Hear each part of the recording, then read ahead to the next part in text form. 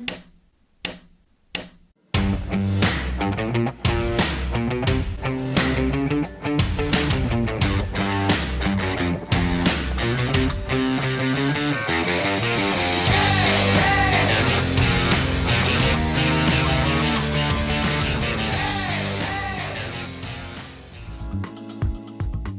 Rosie and Bill Show wish to thank our primary sponsors. The Malin Agency, located in Springfield, PA, where they take pride in exceeding expectations every time. Anthony DeCecco and our friends at Tennis Addiction are ready to serve all your tennis needs at their beautiful facility in Exton, PA. Welcome everyone to the Rosie and Bill Show. Our guest this week has been pursuing her dream and honing her craft for years. And she's become much more than a rising star. In fact, she's more like a rising star strapped to a rocket ship, built by hard work, a positive outlook, and a voice that's simply out of this world. Please welcome to the Rosie and Bill Show singer, songwriter, and lover of that 90s country sound, Annie Bosko. Annie, welcome to the show. Hey guys, how you doing? Thank you so much. That was like the nicest intro. I might need to listen to that on repeat every morning when I wake up.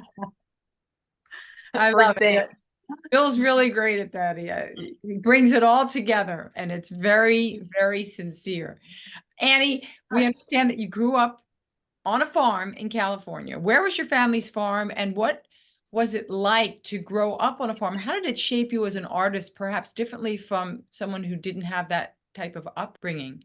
You know, I feel really fortunate for my upbringing. I think especially in the world today that we're in, increasingly we're becoming more overpopulated. And so it's rare to grow up in an environment where you have space and land and you have access to the outdoors and animals. And my whole family is in agriculture farming. So my dad is a third generation agriculture farmer. They grow produce, pretty much every kind of vegetable you can imagine. And so my uncle was in the rodeo world. So as kids, we had quarter horses and my cousins were in the rodeo events and my dad was in farming. And so it was a really nice kind of mix of everything. And their headquarters is in Oxnard, California, Southern California. But my dad also farmed in Salinas, California, which is more like the Central Valley. So as kids, we'd go up there in the summertime. And, I just feel fortunate. I'm comfortable around horses because of it. I love the outdoors. I think it's probably why I'm a little bit of a tomboy. And I just have a passion for the outdoors, and I'm a Western lifestyle enthusiast. Fantastic. When did music kind of enter the scene for you? My mom says that I sang before I could talk. So I'm one of 5 kids, and she said you were in the crib and you were just making noises all the time, and it was like this, bah, bah, bah, singing from the crib. And like now I know it was singing, but at the time it was like, why can't this baby shut up? Probably. But when I was 5, I lost my great grandmother, and we would watch The Wizard of Oz together when I was a little kid on her bed, and I would sing Somewhere Over the Rainbow. So at her funeral when I was 5, I sang Somewhere Over the Rainbow, and I don't really remember it. I just remember, the only thing I remember is looking out and seeing people crying. And so I think it was that moment when I sort of realized I had a gift that God had given me that could move people. And I'd say that was the first time I sang in front of an audience. Well, it's funny that you say that, because that was going to be my next question when you said that you were singing at 5 years old for your great grandmother. Yeah. When did anyone realize how talented you were? But you just kind of answered that you realized that you had something special to share. Well, I had to kind of, it's funny because now people are like, you're so confident and you're such an amazing, showman, and your showmanship and you're entertaining and you're so confident in meetings and things. And that's really a learned skill, because as a kid, I was painfully shy. So I would sing behind planters in the house. I would sing under tables because I wouldn't look at people when I was singing. I was always singing, but I was always nervous to sing in front of people. And so I think the confidence of entertaining and singing in front of people has grown over time. But I think, people recognized it and it kind of helped pull me out of it. My mom in particular. I remember I was 13 years old and I auditioned for Peter Pan the musical for my school play, and I wanted to be Wendy. Of course, who doesn't want to be Wendy? And I get pulled inside after the audition and they say, you are cast as Peter. We want you to be Peter. And I was mortified. I mean, I got in the car and I'm like, Mom, I can't do this. I'm going to get made fun of. Peter's a boy and I want to be Wendy. And she said, you have to be Peter. She bought me the movie starring, I can't remember the name of the actress, but it was a Sandy female star. Duncan. Exactly. Yeah. So my mom made me watch that and said, you have to do this. And that was sort of the icebreaker for me. It was like at that moment, and I got made fun of at school, and I had braces, and it was a very awkward stage for sure. But it was just the greatest thing that I could have ever done. Because at that point it was like, I don't care anymore. I don't care what people think. I just love doing this and I'm going to do it. Did the kids, okay, you said they made fun of you, but did they also kind of respect your talent? Like, were you known as the girl who could sing? Oh yeah, I sang at every talent show, every football game, every birthday party. I mean, anything and everything that involved, I was there to say. It was like I was like a human music box. It was like, let's just wind her up and get her to sing at the next thing. I mean, it was like all the time, everywhere. And so I think they appreciated it, but it's also like, Peter's supposed to be a boy and she's blah blah blah. Of course I heard those things floating, but Right. I also got a lot of praise, and people, loved what I did, and it was like, you are so amazing. And so I think that can be a blessing and a curse, but ultimately I love performing. I loved doing music, and that's kind of really where it started. Right. Well, we've gotten this on the reverse side from a lot of male guests that we've had who say they kind of pursued being a musician because of all the attention they got from the fairer sex. So I'm wondering, on the reverse side, did you get a lot more attention from the guys because they admire the fact that you were such a great singer? I'd say yes and no, but I think that's ultimately, that never drove me, and like, I still didn't. My little brother would say, oh my gosh, you see that guy just totally checked you out. And it's funny because he's my gay brother and he's so keen to all these things and is always, looking at all this stuff. And I'm like, I don't even notice. I've never really cared. It was always just the love of music that drove me. And, I guess by default, it probably happened, just by doing music. Of course, people come to shows and it's like, oh, and she sings, but that was never like what drove me. It still isn't.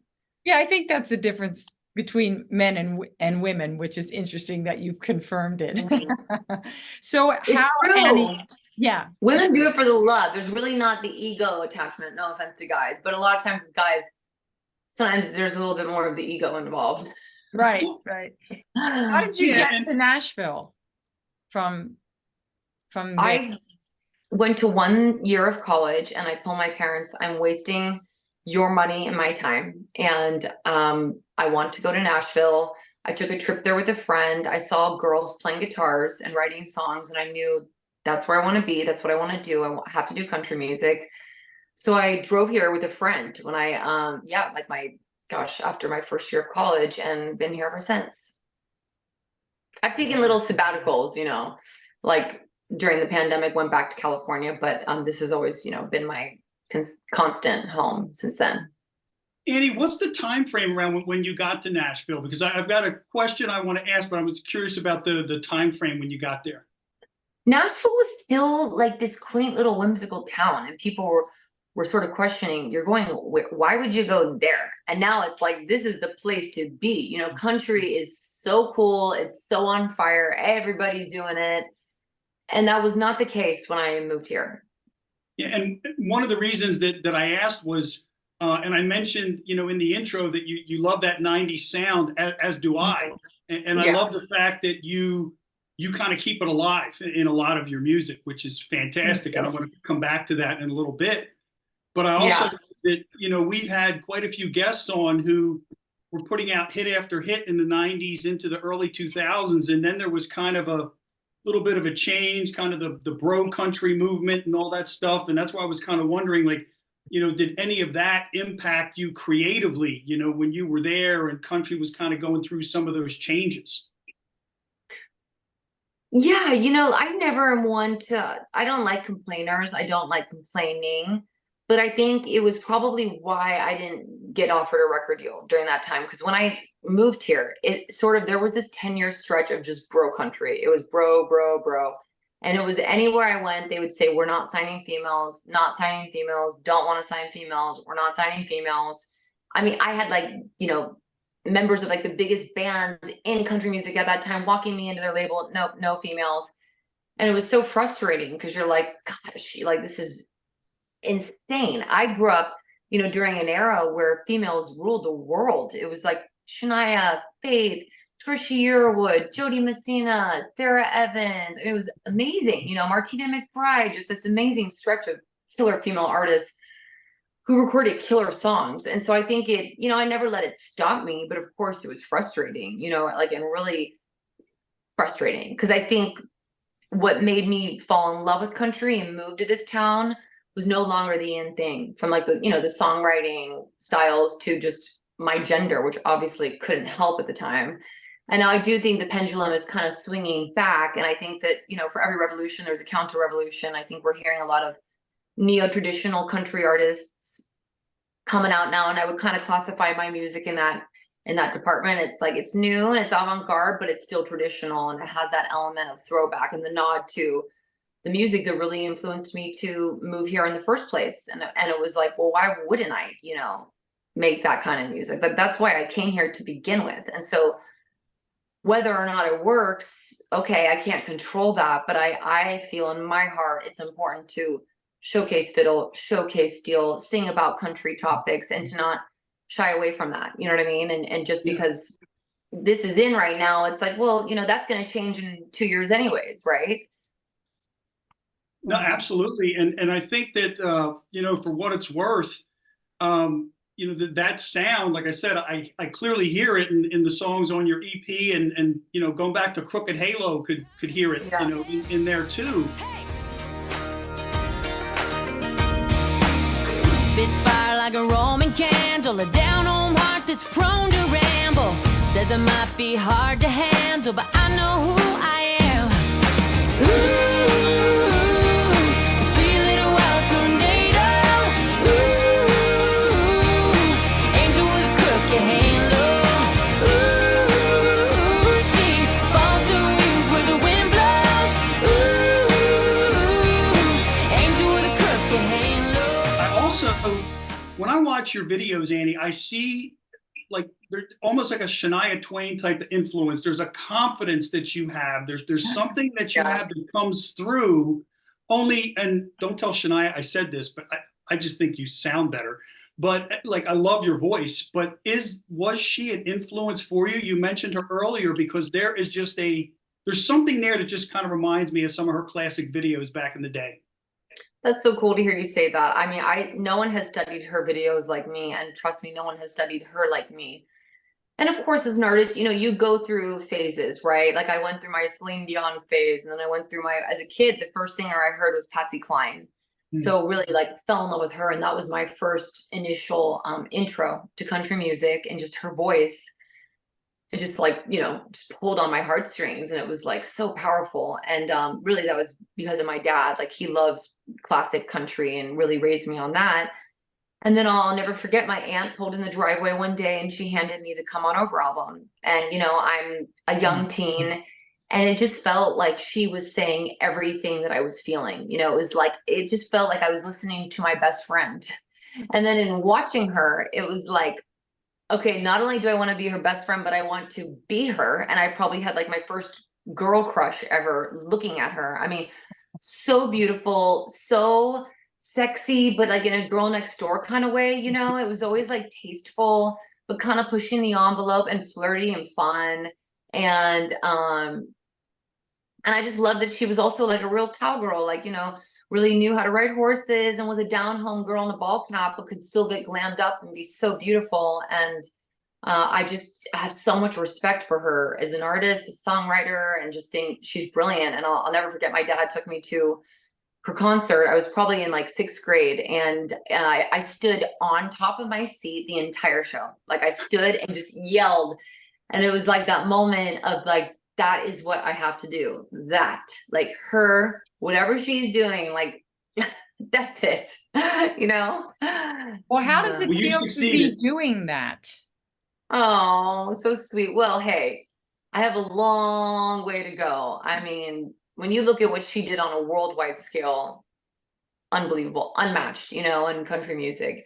But yeah, she's someone I would just love to hug her and meet her, you know, one day. And I just said, yeah, I'm such a big fan. And also just loved aesthetically, like her videos, how creative she was, and such cool concepts and outfits, and she had fun with it. And I think the entertainment, it should be fun. You know, sometimes we get so serious about it, but I'm like, you guys, we're not operating on hearts here. Yeah, we are. We're operating on hearts, but like through a song and through music. And this should be an escape for people in the midst of the mundane or the difficult things that they're going through. Like, really, entertainment should be an escape for people. You know, you make a great point, because it's obvious that Shania was a role model for you and someone you aspired to be as an artist. Mm-hmm. How seriously do you take that role as an artist yourself? Well, I mean, we just had that conversation earlier about, you know, profanities. And look, I'm not some perfect, I love Jesus, but I cuss a little. Okay, I do.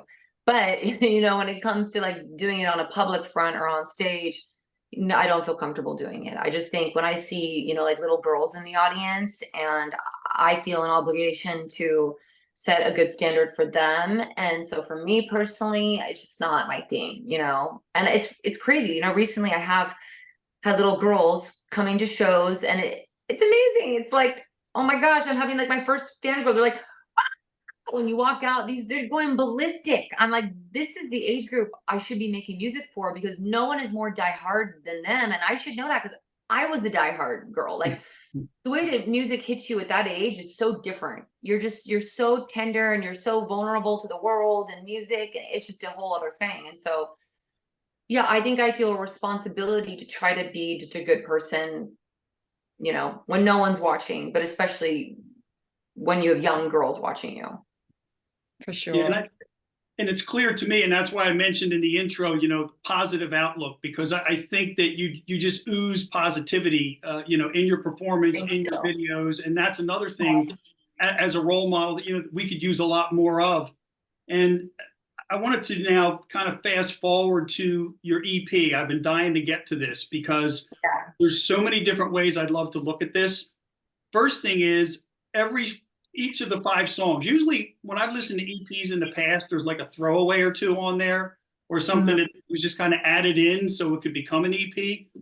All 5 songs are phenomenal, absolutely phenomenal. And then I look and I see that Honky Tonk Highway you co-wrote with Bridget Tatum, and then Neon Baby, Bridget and Jeffrey Steele.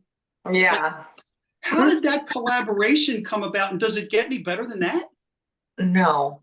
And I have to be honest. I mean, it took me 17 years to like even get in the room to write with him. And now it's like he's become a close friend and a mentor, and no one has been more encouraging. Like, with it being the single and going on radio tour, it's like he is so excited, and it's so unpretentious and so humble and sweet and kind. And so that's been a real learning lesson and just inspiration. It's like, man, you can be the best at what you do, and you can still be the nicest person in the room. And he is. And Bridget, my gosh, is just, you know, she's just brilliant. And I think I think her, you know, her biggest writing success is like yet to come. I just think she's so witty. She's such an amazing way with words, and just great instincts, you know, when it comes to knowing what people and like the country music fan wants to hear. And she's become a really good friend. So I think there's so much gratification in working with your friends, you know. It's like with her Honky Tonk Highway, we were just sitting out on like the back porch, just like talking about our love for Patty Loveless and laughing and having fun. And I mean, it was so fun writing that song. We wrote it in like less than an hour, and we laughed the entire way through. It was like, let's just paint this story of a woman. We were intentionally Patty Loveless about it. Like, let's do something that feels Patty Loveless 2024, like rockin', but like country honky tonker, you know? And so, yeah, it's a really amazing thing to get to collaborate with your heroes. But I think for me, you know, it didn't happen quickly. It's like, this has taken almost 2 decades to work with a lot of these people, you know? So I think it's taken time to get there. When you write, Annie, in a situation like that, are you writing lyrics first, or does the music come first, or is it depend? It's different every kind of way. Bridget had the title for Neon Baby, and initially we were going to make it, I ain't going to be your neon baby. You know, like that was sort of the idea. And she hung up the phone, and I thought about it. And I thought, you know, it even might be cooler if a chick were to say, I'll be your neon baby. I can be the party. We don't have to be at the bar. Like, I can be the party, right? And so she calls back and says, oh, no. I think it should be, I'll be your neon baby. And I said, that's exactly what I was thinking. We got in with Jeff. Jeff did that cool little riff. He kind of came up with that groove. It was like throwing out Colin Ray references and Crystal Gale references, and something that felt a little Western but soul. And so yeah, that song really kind of wrote itself pretty easily and was really, really fun to write. But I'd say it's different. Sometimes I'll hear a melody in my head. Sometimes someone will say something. I'll talk to someone in a conversation, or I'll watch something and I'll hear something. So it happens in all different kinds of ways. You know, it's different every time. I do have to ask one thing. I want to come back to, you talked about a couple of decades it took to get to that point where you were writing with them. And I said in the intro, you know, you've been honing your craft for years. You've been working hard, doing all those things. I just want to, first of all, commend you for sticking with it. Where did you draw the inspiration from to not give up on your dream and to keep going through all of that? That's a really great question. And at times I'm like, man, you have to be crazy. Like, you literally have to be borderline crazy to do what we do. And it really comes down to, like, you gotta love it. Because if you don't love it, I mean, you will get kicked to the curb so many different ways. And it is so frustrating that if you don't really love it, I just don't think you'll hang around. It's, you know, eventually you'll leave. And I think for me, I have a really supportive family. So that's number one. I have a really strong relationship with God. So that's always been a huge centerpiece for me and a rock for me. And, you know, there have been times where I didn't give up, but like I moved home. I had a surgery on my vocal cord. I had a band that I put together that had fallen through because of my vocal cord injury, and I was silent. And then I finally got better, and I built myself up, and I'm singing better than ever because I'm training my voice, and bam, the pandemic hits, you know? And so it's just like, oh, again, I just went through a year, you know, of like my own silent sabbatical. And so I stayed in California, and I basically just listened to the music that I loved, that inspired me to do country music in the first place. Spent time outdoors, riding horses, hiking, surfing. I was just like, I've been busting my butt for so many years in Nashville. This is my time to be near my family and just be outside. And I'm a nature person. I love the outdoors. So it really was a moment to sort of stop and also say no to all the things that were kind of pulling me in so many different directions for years. Because for years I was a working singer. So I was always writing on other people's projects or singing for other people or doing things to make a living. So it was really a time to say no to that stuff and focus on what I wanted to do, which was, okay, you need to make an album. Like, you have never made an album. You are constantly busy doing this and making music, but you've never made an album. Like, this is crazy. You've been doing this for so long. I'm making an album. I told myself that, and I will go back to Nashville when I get a gig. And I got a gig, and at the gig I bumped into Vince Gill, and he said, what are you doing? And I said, I'm making an album, because in my head now I was doing this. And he wrote down his name and number on a piece of paper, and he said, well, I want to sing and play on it. And then I went, okay, shoot, now I really got to make the album. Like, this, I actually have to do this now. Because like, he wants to work on this, and now you told him you're doing this, which I was writing for it, you know, but I wasn't in the studio making it. And so I think for me, and I told him this just recently, that was sort of the God wink, the moment that I needed to be like, okay, it's go time, you know, because there were times where I never gave up, but I just felt defeated. And it's like, I had to take a break, you know, or just step aside or step back for a minute and go, what are you doing wrong? Because the definition of insanity is doing the same thing over and over and over, expecting different results, right? So I knew for me, I had to do something differently. And from there, it led to a collaboration with Dwight Yoakam, who's a musical hero of mine. And he had come to show that I played. I developed a friendship with him and his wife. And then I thought, you know what, who else could I get to do a song with me? What about Raul Malo? He was at a showcase that I was playing with Lainey Wilson. So we become friends. I did a song with him. We put it out.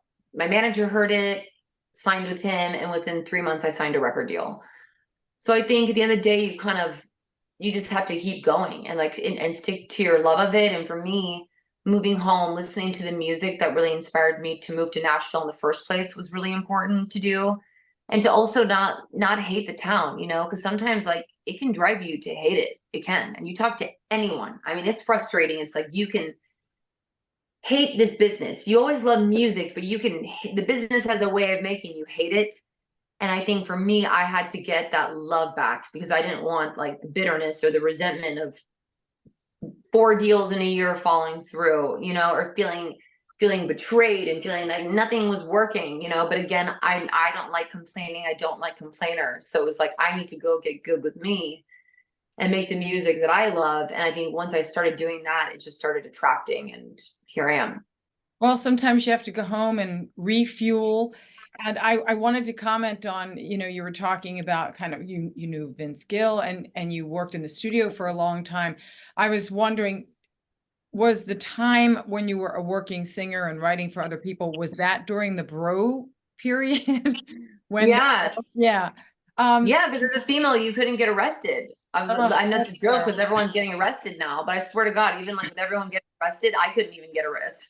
And Wow. I feel like I could have done anything and no one would have arrested me. It was just crazy. That is crazy. But you've worked with some very high profile people, singing backgrounds for Adele and Darius Rucker, and someone I'm going to see in concert tomorrow night, Andrea Bocelli. Oh, cool. That's so cool. But I want to ask you, because listen, Annie, you're a colossal talent in your own right. I don't care if, you're still working toward whatever your goal of the industry is, but do you ever still get starstruck around, because you did a beautiful duet with Andrea Bocelli. Thank you. And I was just wondering what was that experience like for you? Were you intimidated at all? Or was it just like, oh my God, pinch me, this is incredible?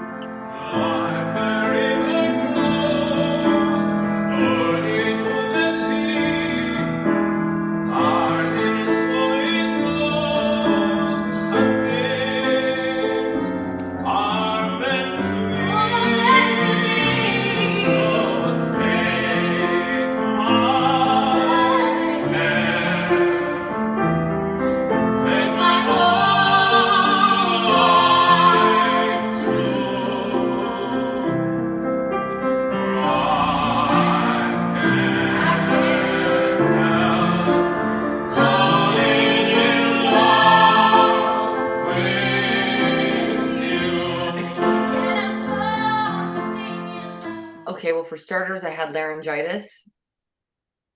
And I was like 3 days in or 48 hours in, and it's like nothing was coming out. Like I had lost my voice probably twice ever. This was the second time ever. I'm so nervous, and I thought, oh my God, I'm going to give him laryngitis. But I'd been on antibiotics for like 3 or 4 days at this point. So I'm like, okay, I'm no longer contagious. You got to do it. You might not get this opportunity again. So how did you get the opportunity?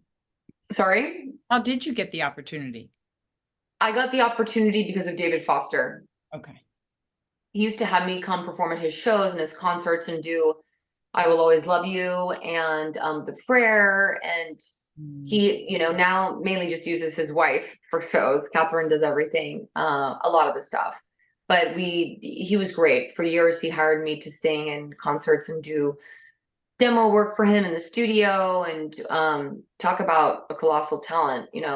Learned so much from him, and like, oh my gosh, his perfectionism and how he hears things, and like everything has to be like at this level, which I love. And so because of David, I got to sing with Andrea Bocelli, and it was just, one of those moments. It's like, did that really happen?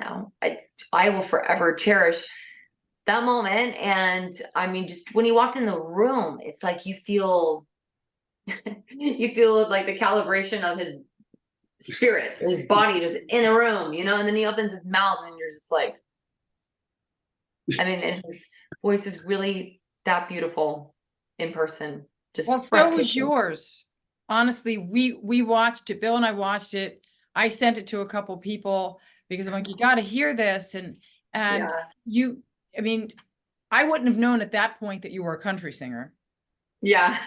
Okay. Yeah, I think I'm pretty diverse, you know, in how I can, and you can manipulate your voice. It's like, I think even the biggest country singers, it's like I'll hear them sing a Journey song or like a Beatles song, and you'll be like, well, I didn't hear any twang. And then all of a sudden they'll sing their song and you're like, oh, there's the twang. So I think the twang is something that you kind of, as a singer, a lot of us, I'd say not all, but a lot of singers, I think when you're a vocalist, you hear things audibly. So I'm able to like manipulate my voice pretty easily, whether it's talking in a British accent or it's, you know, like, I think, you know, we do that as singers because of your ear. So I think that I'm able to kind of manipulate my voice. Yeah. Well, and you manipulate it incredibly well. I had one last question for you, Annie. You know, you've been through a lot, and to me, there's still so much left to go and so many things yet for you to accomplish. What would success ultimately look like for you? Success would be my own headlining arena tour. Success would be doing what I'm doing now, but just on a larger scale, and being able to impact people with music and, you know, having success so I can help people with it really would be like my ultimate dream. I mean, to get to do nice things and go nice places, of course, but I just think the impact, you know, you can make. My mom always says, like, if you had money, you'd be broke because you'd be giving it away, helping people. And it's probably true. But I, you know, I think that there's so much you can do when you have no, even not beyond, you know, financial success, just a name, right? It's like with that comes power and being able to do things and help people. So I'd love that. I'd love to have a kid one day. You know, that's something that would be success for me personally. And yeah, and I'd say doing exactly what I'm doing now, just on a larger, bigger scale. Well, and headlining. It's coming. It's coming. Yeah. You certainly have the talent for it, and you have the staying power and the drive and the passion. Thank you. Well, and staying power is a good word. I've been using that a lot lately, because it's like, you know what? People get so bent out of shape over things and this and that. Well, it's like, at the end of the day, all you can do is focus on you. And for me, I've always really admired singers that are able to have long careers. And I think the ultimate success would be longevity and getting to do, you know, a tribute album, a Bakersfield album one day, a jazz, a standards album, a spiritual album, you know, like it'd be so cool to have longevity and to get to partake in different bodies of work and get to evolve as an artist. And to me, that's like, you know, staying power would be the ultimate success. Absolutely. Well, we look forward to seeing what the future holds for you, Annie, and for hearing your beautiful music and your beautiful voice. And we thank you so much for coming on the show with us. And folks, we hope you've enjoyed the show, and we look forward to seeing you again. 5:30, the alarm clock rings too early. Didn't get much sleep. If I didn't need this job, I swear I'd quit. Rolled over, turned some music on, then forever. Since I heard that song, and it perks me up and pops me out of bed. Yeah, life is good. Sometimes I forget. It's storming